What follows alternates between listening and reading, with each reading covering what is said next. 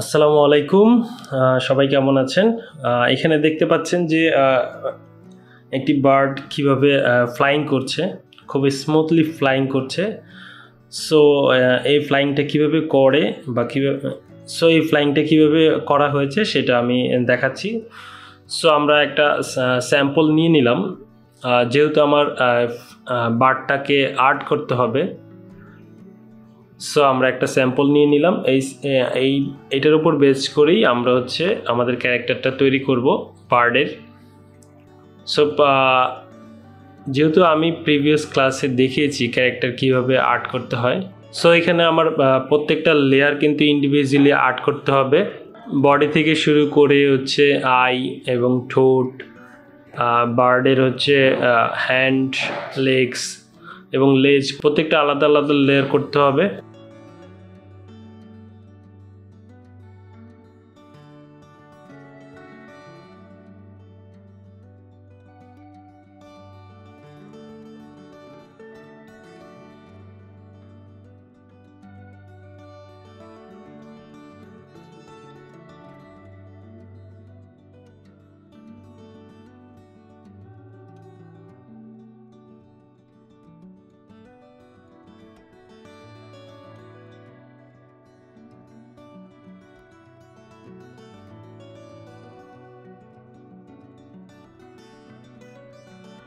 So আজ আর বেশি কথা বলবো না। সো আপনারা দেখতে থাকেন আমি কিভাবে কাজটি করছি। কোনো প্রকার প্রবলেম হলে অবশ্যই আমাকে কমেন্টস করে জানাবেন। সো দেখতে থাকুন কিভাবে আমি স্টেপ বাই স্টেপ ক্যারেক্টারটা আর্ট করছি। প্রত্যেকটা আলাদা আলাদা লেয়ার করতে হবে। কালারের ক্ষেত্রে যদি আপনার কোনো প্রকার গ্যাপ থাকে, সেক্ষেত্রে কিন্তু আপনি কালার অ্যাপ্লাই করতে পারবেন না। সো স্ট্রোকটা আপনি ভালো করে দেখে নেবেন, কোথাও গ্যাপ থাকলে সেটা অবশ্যই ফিল আপ করে নেবেন।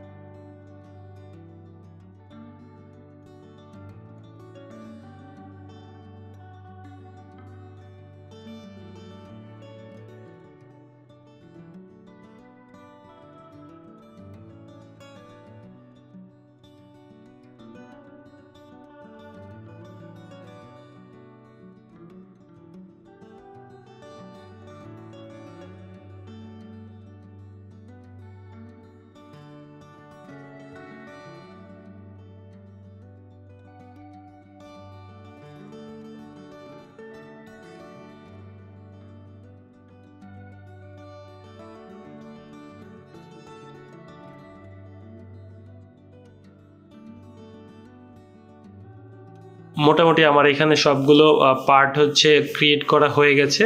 আর প্রত্যেকটা পার্ট কিন্তু আপনাকে সিম্বল করে নিতে হবে। সিম্বল করে নিয়ে দেন হচ্ছে আপনার অ্যাঙ্কর পয়েন্ট পজিশন মতো রেখে আমরা হচ্ছে অ্যানিমেশনটা করব। সো মোটামুটি আমার ক্যারেক্টারটা কমপ্লিট আর্ট করা হয়ে গেছে। এখন আমি পজিশন মতো সবগুলোকে সিলেক্ট করে সিম্বল করে নিব। ফুল বডি থাকবে হচ্ছে আমার সিম্বলটা, আই মিন আমার প্রথম সিনের যে পার্টটা থাকে সেটা হচ্ছে ফুল বডি থাকবে। দেন হচ্ছে আমরা এটাকে ডাবল ক্লিক করে সেখানে হচ্ছে আমরা কাজ করব।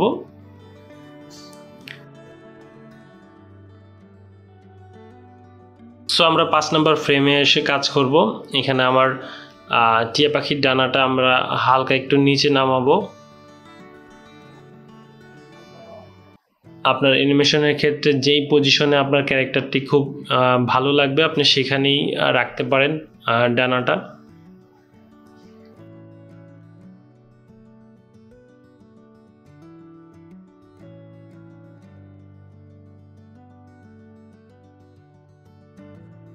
সো সেকেন্ড যে ডানাটা আছে সেটার অ্যাঙ্কর পয়েন্ট আমরা ঠিক করে দেন হচ্ছে সেটাও হচ্ছে একটু নিচে নামিয়ে দিব। সেক্ষেত্রে অল্টার প্রেস করে আমরা হচ্ছে ডানাটা নিচের দিকে নিয়ে নিব। দেন আমরা হচ্ছে এখন 10 নম্বর ফ্রেমে চলে আসলাম। এখানে লেজের যে পার্টটা আছে সেটার অ্যাঙ্কর পয়েন্টটাও আপনি ঠিক করে দেন হচ্ছে লেজটাকে একটু আপ করে দিবেন। যেহেতু আমার পাখিটার ডানাটা যখন নিচের দিকে ঝাপটাবে তখন কিন্তু লেজটা একটু হালকা উপর দিকে উঠে, নর্মালি আমরা পাখির উড়ার ক্ষেত্রে সেটা দেখতে পারি। এখন 10 নম্বর ফ্রেমে এসে আমি পুরো ডানাটাই হচ্ছে নিচের দিকে নিয়ে আসব। পাখার পজিশনটা ঠিক করে নিব আমরা।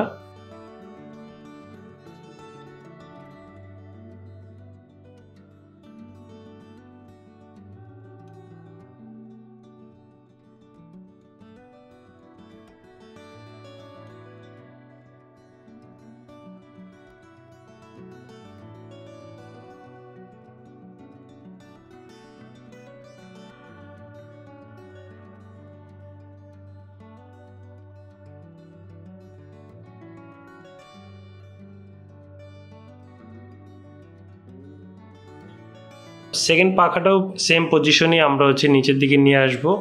এখানে মূলত হচ্ছে ডানাটা একদম নিচে, দুইটা ডানা নিচে চলে আসবে, মানে ঝাপটানোর ক্ষেত্রে। উড়ার ক্ষেত্রে যেই আমরা বলি ডানা ঝাপটানো।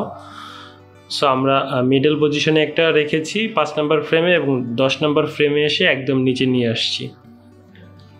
সো এখন আমরা 5 নম্বর যে ফ্রেমটা আছে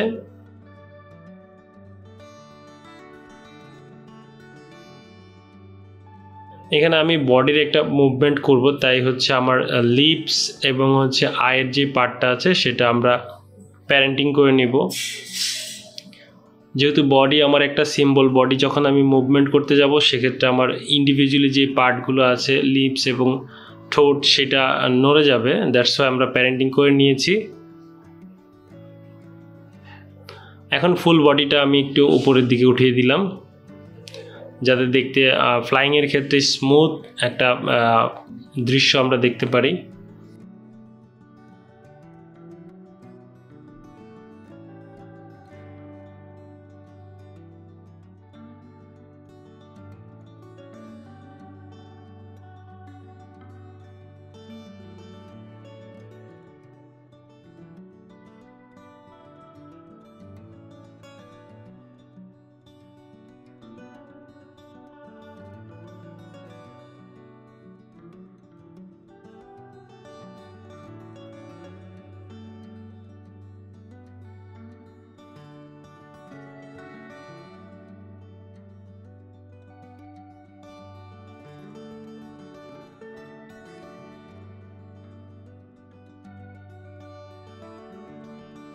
পাঁচ নম্বরের সব ফ্রেম আমরা সিলেক্ট করে ড্র্যাগ করে কপি করে নিয়ে আসবো 15 নম্বর ফ্রেমে।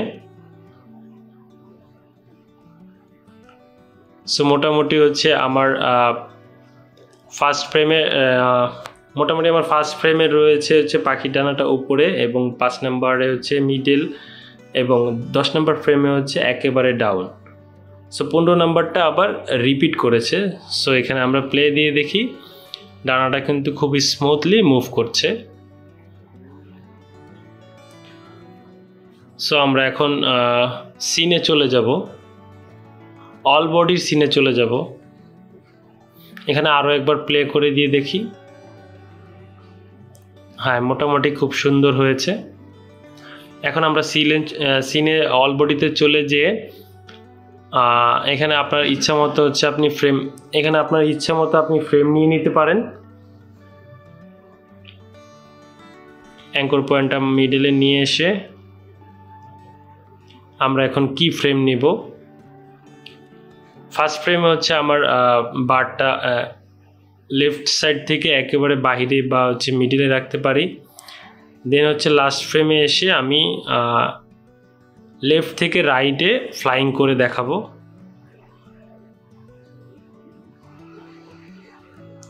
সো এখানে পজিশনটা ঠিক করে দেন হচ্ছে আমি লাস্ট ফ্রেমে এসে বারটাকে একদম বাহিরে চলে যাবে, লেফট থেকে রাইটে একদম বাহিরে চলে যাবে।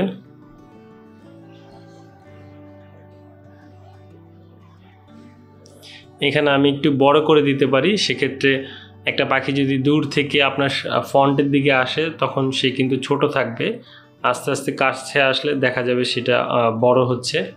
সো আমরা ফার্স্ট ফ্রেমে ট্রান্সফর্ম টুল দিয়ে একটু ছোট করব এবং লাস্ট ফ্রেমে একটু বড় করে দেব। দেন হচ্ছে আমরা ক্লাসিক টুইন দিয়ে ওপেন করে দেখছি। এখানে মোটামুটি ফ্লাইংয়ের পার্টটা একটু স্লো দেখাচ্ছে।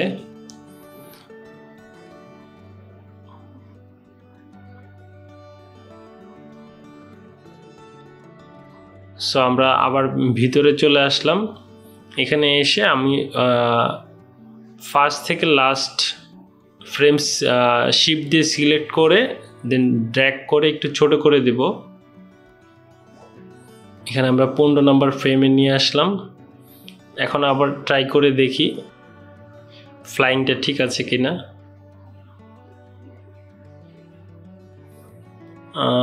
এখনও মেবি একটু স্লো লাগছে। সো আমরা আবারও হচ্ছে বডিতে যেয়ে ফ্রেম রেটটা একটু কমিয়ে দিব। সবগুলো সিলেক্ট করে আমরা 10 নম্বর ফ্রেমে নিয়ে এসে তারপর ট্রাই করে দেখি। আমরা 10 নম্বর ফ্রেমে নিয়ে এসে দেন হচ্ছে ট্রাই করে দেখি কেমন দেখায়। সো এখানে মোটামুটি পারফেক্ট দেখাচ্ছে। সো আমরা 10 নম্বর ফ্রেমটাতেই সিলেক্ট করে ফ্লাইংটা করতে পারি।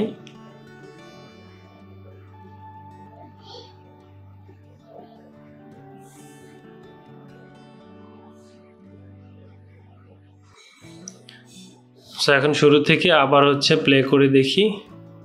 পাখিটা নিচ থেকে উঠতে উঠতে উপর দিকে চলে যাচ্ছে।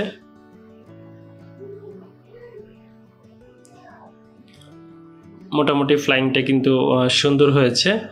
সো এক্ষেত্রে আমি আরেকটা পার্ট আপনাদের দেখাচ্ছি যে আপনারা যদি চান একটা ব্যাকগ্রাউন্ড দিয়ে দেন হচ্ছে ফ্লাইং করে দেখতে পারেন। সেক্ষেত্রে নতুন একটা লেয়ার নিয়ে হচ্ছে আমি একটা ব্যাকগ্রাউন্ড নিয়ে আসি। এখানে একটা ব্যাকগ্রাউন্ড আমি ড্র্যাগ করে নিয়ে এসে দেন হচ্ছে পজিশন মতো বসিয়ে নিব।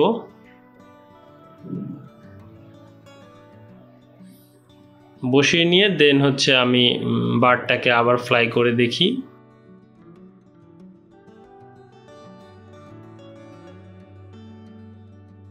সো খুব সুন্দর একটি ফ্লাইং মোমেন্ট দেখাচ্ছে। সো আজকে তো এটাই মূলত হচ্ছে আমার আজকের ক্লাস ছিল। আশা করি সবাই ইজিলি বুঝতে পেরেছেন। বোঝার ক্ষেত্রে কোনো সমস্যা হলে অবশ্যই আমাকে নক করবেন, আমি খুব ইজিলি আপনাদের বুঝিয়ে দেওয়ার চেষ্টা করব। সো সবাই ভালো থাকবেন। আর আমার চ্যানেল যারা নতুন দেখছেন তাদের যদি ভালো লাগে অবশ্যই আমার চ্যানেলটি সাবস্ক্রাইব করবেন। সো আজকের মতো এই পর্যন্তই। সবাই ভালো থাকবেন। আসসালামু আলাইকুম।